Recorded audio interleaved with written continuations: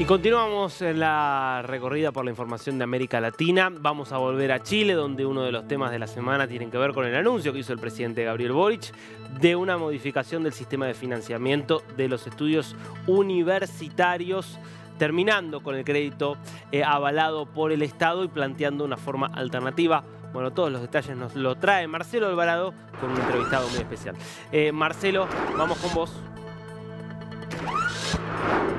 Bueno, Darío, como tú bien lo dices, el presidente de la República durante esta semana anunció el esperado fin al CAE, una alternativa que se denomina FES, que va a permitir que muchas personas estudien de manera gratuita durante su periodo en la universidad y posteriormente lo van a pagar a través de impuestos. Es algo muy esperado, podríamos decir que son décadas que han esperado las y los chilenos de poder acceder a una universidad de calidad, pero también barata o gratuita, y que finalmente se pague con los impuestos de cada uno de nosotros. Para hablar de esto, estamos con el subsecretario de Educación Superior del Ministerio de Educación, Víctor Orellana. Víctor, ¿cómo está? Muchas gracias por hablar con DNews para toda América Latina. Una buena noticia, este FES ha sido recibido de manera, por lo menos han estado contentos los estudiantes, las universidades. Nosotros hablamos con el rector Solés y ayer también sobre esta materia. ¿Por qué no le explica a América Latina en breve de qué se trata este nuevo sistema de financiamiento universitario, el FES? Bueno, decir que en Chile se da una situación bastante atípica en el contexto latinoamericano, que es que la masificación de nuestra educación superior ocurrió fundamentalmente vinculado a un instrumento de crédito bancario que contaba con aval del Estado. Este instrumento creció mucho más de lo previsto, ¿no? Se preveían en el momento de la formulación de esta iniciativa cerca de 35.000 créditos y hubo 350.000 al octavo año, digamos, de operación. Por lo tanto, empezó a requerir un subsidio público no previsto inicialmente, que significó un desembolso de recursos fiscales inorgánico, no deseado necesariamente, un sistema muy ineficiente. Cuando el año 2016 avanzamos en nuestra política de gratuidad, garantizada para el 60% de ingresos más bajos, nos quedó la tarea de la clase media.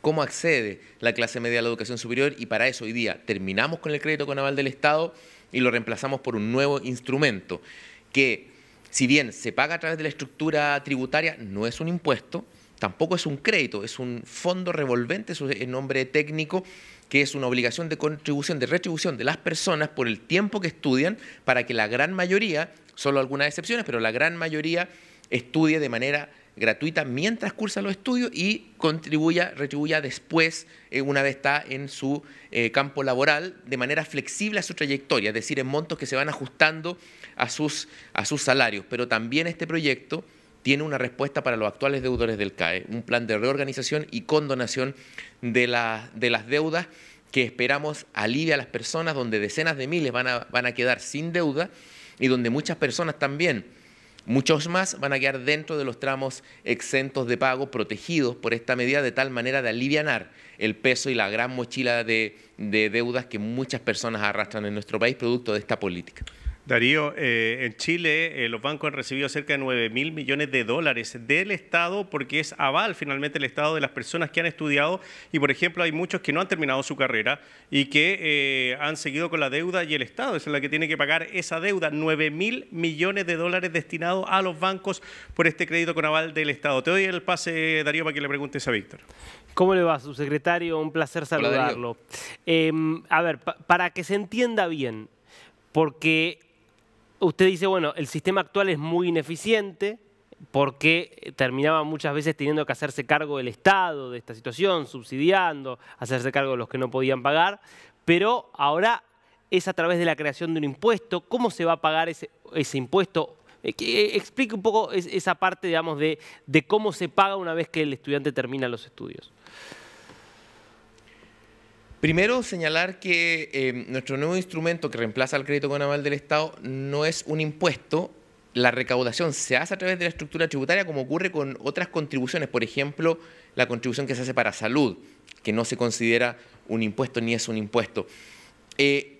¿Cómo se va a resolver el problema del financiamiento? Tenemos una política de gratuidad para el 60% de personas de más bajo ingresos que estudian gratis en Chile. Son más de 600.000 personas que estudian gratis en Chile.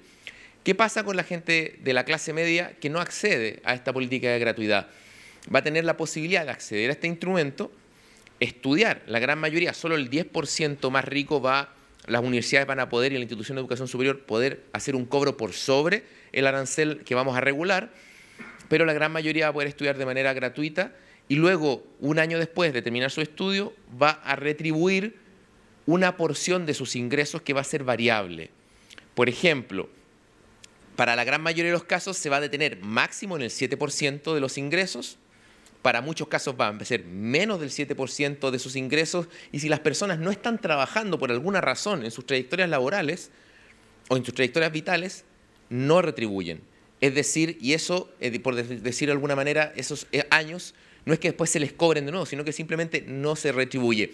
Globalmente este sistema es mucho más eficiente que un crédito bancario como el que teníamos, y esto es muy importante porque cuando uno a problemas públicos le da soluciones de mercado en ámbitos de derechos sociales, no siempre es la solución más eficiente. Creo que Chile es la demostración que la receta de mercado de creer que podemos financiar de manera eficiente a través de créditos bancarios la educación superior no resulta como se espera, y por eso tenemos que avanzar en este cambio que va a construir un sistema de financiamiento público y que va a generar también más espacio para la educación pública y también más tranquilidad para las familias y más tranquilidad para las personas, en definitiva, que van a ver alivianada su carga financiera, y vamos a poder decir que estudiar en Chile es una tarea principalmente académica y que no depende de la billetera de las personas. Ahora, Víctor, ¿y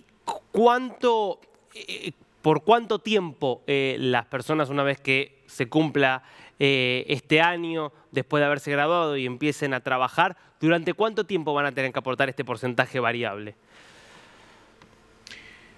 Es un tiempo proporcional al tiempo que estudiaron. Básicamente son 4 años de contribución por año cursado, es decir, con un límite de 20 años. Si una persona estudia una carrera de 2 años, retribuye 8. Si estudia una carrera de 5 años, retribuye 20, con un máximo de 20. ¿Por qué es importante el tiempo? En este caso, que tú el día que empiezas a retribuir, sabes exactamente el día que terminas de retribuir.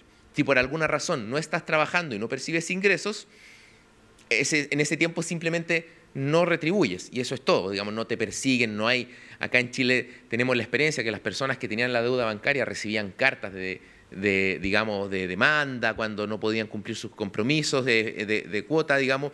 Hay una tradición de una suerte de llamadas telefónicas, todo eso va a desaparecer y se trata de un mecanismo automático que también con una recaudación automática a través de la liquidación de sueldo y de salario de las personas y a través del ejercicio tributario, lo que no implica que esto sea un crédito ni esto sea un impuesto, es un instrumento nuevo, es voluntario, las personas si quieren pueden acceder a esto, y a diferencia de un impuesto no es contraprestación por es contraprestación por un servicio, claramente, digamos, no como ocurre con los impuestos. No obstante, sí es progresivo y sí es solidario, es decir, quienes tienen más aportan más, quienes tienen menos aportan menos.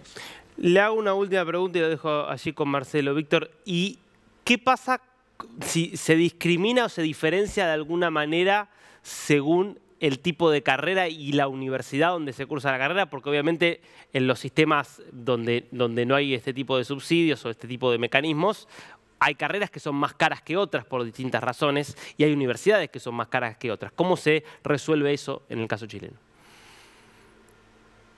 Lo que hace es que el caso chileno avanza hacia una regulación de aranceles basado en los costos de las carreras, en costos razonables y necesarios. Esto significa que no siempre el costo de una carrera tiene directa relación con los salarios de las personas. Voy a poner un ejemplo. Quizás vamos a elevar el salario de las pedagogías y los profesores no necesariamente van a tener las mismas remuneraciones que carreras que en términos de costo y puedan ser incluso más baratas. Es decir, no siempre coincide. Por lo tanto, la variable de proporcionalidad que nos parece más justa es el tiempo. Y acá hay un principio de fondo que me interesa relevar. Quisiéramos separar al máximo los ámbitos de naturaleza económica respecto de las vocaciones. Queremos que la gente estudie lo que ama, que estudie lo que le gusta.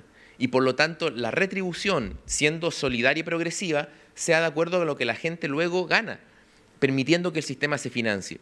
Si hay un caso, por ejemplo, que por distintas razones las personas retribuyen menos que el costo de sus carreras, no hay un problema, porque a nivel de los grandes números, esto se financia y funciona. Por supuesto requiere un aporte público, pero es un aporte menor que el que requiere el actual sistema de crédito, que está sumamente subsidiado y de manera ineficiente. Creemos que avanzamos hacia un sistema donde hay más distancia entre las decisiones académicas y las condicionantes económicas de las personas. Por lo tanto, uno estudia una carrera porque la ama, no viendo si es cara o es barata, digamos. Muy bien, Víctor, muchas gracias. Muchas gracias.